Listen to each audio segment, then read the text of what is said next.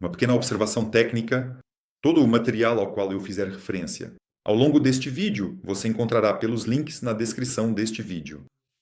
Além disso, preste muita atenção às dicas no canto superior direito da tela. Você provavelmente, assim como muitos assinantes do nosso canal, assim como muitos novos participantes do MMM 2.0 que eu revivi, está se fazendo a seguinte pergunta. Tipo, quem diabos é você, afinal? Qual é a sua conexão com Mavrodi? O que você está nos dizendo aqui? Certo? Se eu estivesse no seu lugar, faria exatamente as mesmas perguntas. Ou seja, suas objeções são absolutamente razoáveis. Ainda mais hoje em dia, num mundo onde há golpistas por toda parte e um vigarista supera o outro, é natural que as pessoas, vivendo, como se diz, entre lobos, ajam como lobos. Vocês já não esperam nada além de enganação. Por isso, considero necessário gravar este vídeo, embora eu já tenha gravado várias vezes, tanto vídeos curtos quanto aquela carta que está lá no site. Bem, a repetição é a mãe do aprendizado. Ou seja, eu só quero apontar um fato sem precedentes. Mas antes disso, uma pequena observação. Se você está convencido de que Mavrod é um golpista, que a MMM é uma fraude, uma pirâmide financeira, pronto, feche este vídeo e siga em frente. Ligue sua TV favorita, o canal 1, qualquer mídia federal que você costuma assistir. Vão lá, continuem pegando empréstimos e ganhando dinheiro honestamente. Esse é o seu mantra favorito, não é? Dinheiro tem que ser ganho honestamente. Mas a MMM é só moleza, né? O que mais? Que queijo grátis só na ratoeira e por aí vai. Bom, pelo visto, se te oferecerem $1000, você vai dizer, ah, é moleza. Fique para você, eu não quero. Até imaginei isso agora.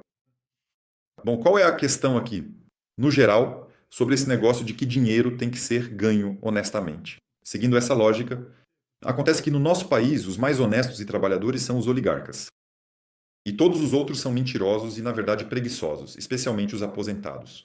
Porque todos nós vemos como eles vivem em nosso país, na sua grande maioria. Pensem nisso no seu tempo livre. Embora, sabe, já estou na casa dos 40 e já percebi que, se em vez de cabeça a pessoa tem uma panela vazia, então é como jogar ervilha na parede, ou seja, é inútil. Principalmente se essa panela ainda for furada. Bom, tudo bem, agora não é sobre isso. Então, o que eu quero dizer? Estou falando com pessoas que conhecem o verdadeiro valor. Sergei Pantelevich.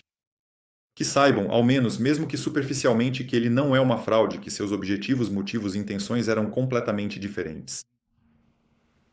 Diretamente o oposto do que esses meios de comunicação oficiais, mais honestos e incorruptíveis do mundo estão declarando. É a essas pessoas, ou seja, as pessoas sensatas, que me dirijo, porque todos os outros não são capazes de analisar os fatos. Então, aqui está, de fato, o fato. Mavrodi escreveu uma carta manuscrita sem precedentes.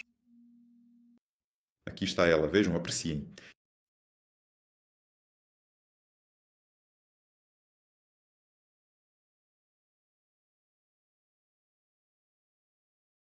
Na qual ele me delegou uma função pessoal, acordar grandes quantias, mas não era só isso, para que entendam. Na MMM 2011, tudo o que era investido acima de $10.000 precisava ter o cronograma de retirada aprovado. Ou seja, quando você iria solicitar ajuda, com quais valores e assim por diante. Essas já eram decisões táticas que o próprio Mavrodi aprovava pessoalmente. Então, o importante não é só o fato de ele ter me delegado isso, o importante é em que circunstâncias isso aconteceu. Bem, em primeiro lugar, eu era o chamado 10 milionário na MMM 2011. Aliás, foi o próprio Mavrodi que me nomeou já no outono de 2011. O primeiro gestor, Pavel Donukov, já estava meio cansado naquela época. E então o Mavrodi me colocou como gestor de crise, digamos assim, mesmo eu sendo apenas um participante comum. Aliás, essa é a singularidade de Sergei Pantelevich. Lá não havia nenhum tipo de favorecimento, nenhuma corrupção, só importavam as ações. Ele é uma pessoa impressionante. Ele me ensinou tanta coisa, vocês não fazem ideia. Vi tantos princípios sendo aplicados na prática, princípios que realmente trazem resultados. E isso é simplesmente um presente do destino. Então, quando o sistema MMM cresceu e mais uma vez passou a representar uma ameaça para o nosso regime vigente, naturalmente começaram a persegui-lo. E aqui faço questão de destacar que a MMM era legal e continua sendo legal. Até hoje. Ou seja, o sistema que eu revivi não infringe a lei. Pois bem, Aqui os fatos falam por si. Como não conseguiram encontrar nada contra o sistema, decidiram agir contra Sergei Pantelevich. Inventaram do nada, criaram essas acusações absolutamente infundadas, que não têm nada a ver nem com um Estado de direito, nem com a lei, nem com o bom senso, essas tais 300 vezes. Supostamente, ele teria 300 multas não pagas de 1.000 rublos cada, referentes a ações civis absolutamente infundadas. Você pode pesquisar isso na internet. O que o próprio Sergei Pantelevich disse sobre essas ações civis. Agora, não vou entrar nesses detalhes, então dizem que ele vai ficar preso 300 vezes por 15 dias. No total, isso dá mais de 12 anos. Só imagine, isso não é prisão, não é centro de detenção provisória. Ou seja, não é um campo. É um regime jurídico completamente diferente. Popularmente, isso é chamado de gaiola, onde ficam os que cometem infrações administrativas. Ou seja, é um completo absurdo. Isso indica claramente, e faço questão de ressaltar, a legalidade do esquema MMM. Lá, pela lei, não havia como encontrar nenhuma irregularidade. Não há garantias, não há promessas, o Mavro é abstrato. As pessoas transferem dinheiro umas para as outras, não há contratos, não há empresa, não há fraude, consequentemente não há garantia e, por definição, não há fraude. Ou seja, fraude não se aplica aqui. Hoje, ao contrário da MMM 2011, já que isso também é um ponto fundamental, eu ressuscitei a MMM, é uma cópia exata. Tecnicamente é a MMM 2011. Com uma pequena diferença. Aqui, na MMM atual, os Desiatniks não têm contas de dezenas. Ou seja, o Desiatnik simplesmente exerce a função de coordenador. Ele conecta a pessoa que solicita ajuda, figurativamente falando, vem de seus maiores abstratos, com aquela pessoa que manifestou a intenção de prestar essa ajuda. Só isso. O assistente comum repassa os dados bancários para a pessoa que voluntariamente quis prestar essa ajuda. Só isso. Ao mesmo tempo, qualquer participante pode se tornar um Desiatnik. Essa é a singularidade dessa estrutura, ou seja, não existe um banco de dados unificado. Não há servidores, centros de controle, áreas pessoais, automação, nada disso unificado. Realmente não existe. Tudo está distribuído entre as pessoas.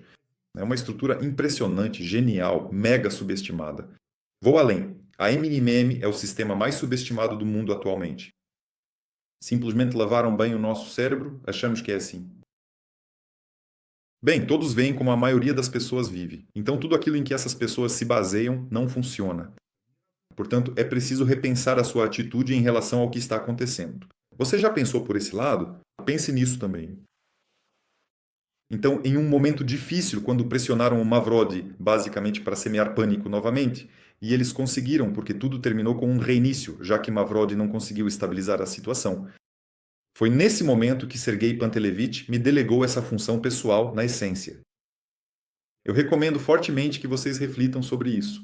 Sobre o que exatamente? Pois bem, eu possuo certas qualidades que fizeram com que o próprio Sergei Pantelevich Mavrodi agisse dessa forma.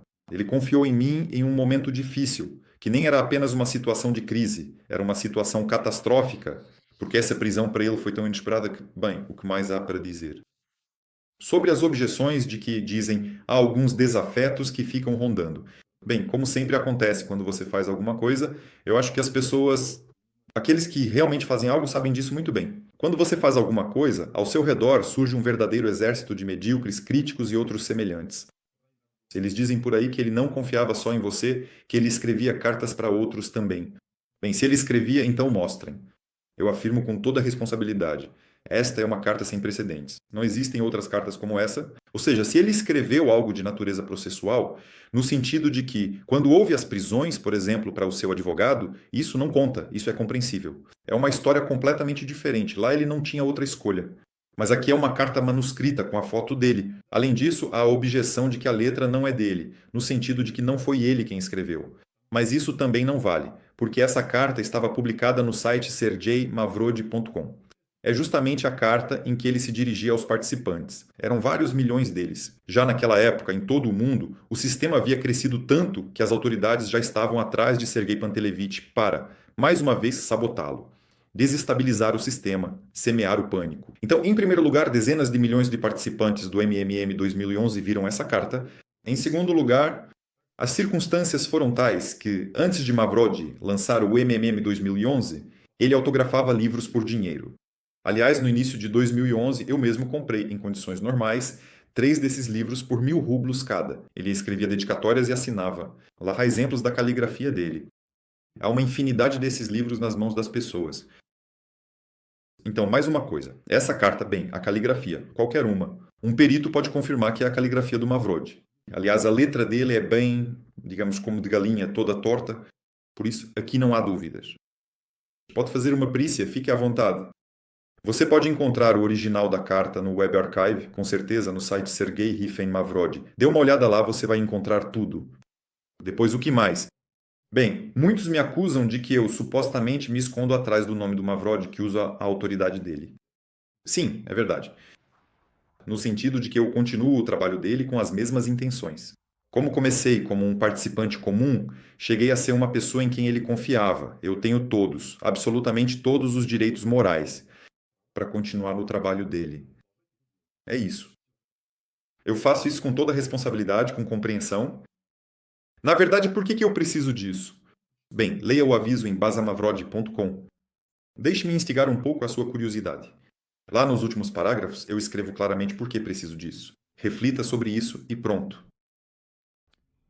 Eu queria dizer mais alguma coisa. Ah, sim, sobre a ferramenta de trabalho, que o TMM é uma ferramenta de trabalho. E esse tipo de raciocínio, tipo assim, sem o Mavrod nada vai dar certo.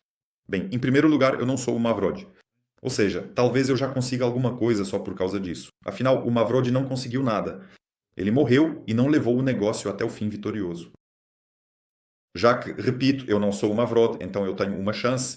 Ou seja, vou fazer algo de forma diferente do que ele fez. O que também é extremamente importante. É exatamente essa hereditariedade biológica, mas também a variabilidade para a sobrevivência da espécie. Entendem? As pessoas que têm afinidade com a ciência entendem perfeitamente o que acabei de dizer. Depois. O próprio processo de desenvolvimento. Ou seja, olhe ao seu redor. Aqui eu tenho uma lâmpada, uma cadeira, um notebook, um telefone com o qual estou gravando. Eu não criei nenhuma dessas ferramentas.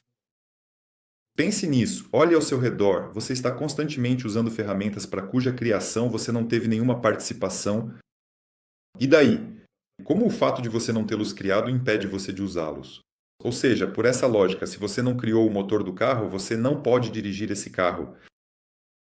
O próprio desenvolvimento implica o uso de ferramentas já criadas.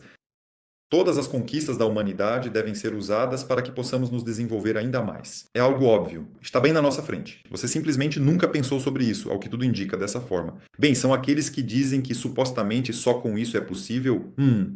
É o mesmo que dizer que só se pode dirigir um carro se você criou o motor, se você criou esse carro. Afinal, o MMM é exatamente o mesmo mecanismo, é uma ferramenta. É que ele é um mecanismo social e financeiro, não dá para tocá-lo, como um motor, por exemplo. E isso acaba confundindo um pouco vocês. Ainda mais porque, em sua maioria, vocês são do setor de petróleo. Eu, Mavrod, não confiava nada a vocês. Entende? Isso é apenas um fato. Não é que eu seja melhor ou superior. Não. É uma responsabilidade enorme. Eu ficaria feliz se Mavrod e Bulishev fizesse tudo por mim. Acredite em mim, eu sou o primeiro interessado nisso. Porque, além dos problemas, toda essa minha empreitada não me traz nada de pessoal. Acredite em mim. E daí? Sim, é só isso. Aprenda como o sistema funciona, leia os avisos, minhas recomendações, que chamamos de regras. E agora reflita sobre tudo o que eu disse, que essas circunstâncias são um fato seco, como base para reflexão para vocês, para pessoas sensatas que conhecem o valor de Sergei Pantelevich. Que ele confiava em mim, e não apenas confiava, mas em um momento difícil. Nós podemos muito.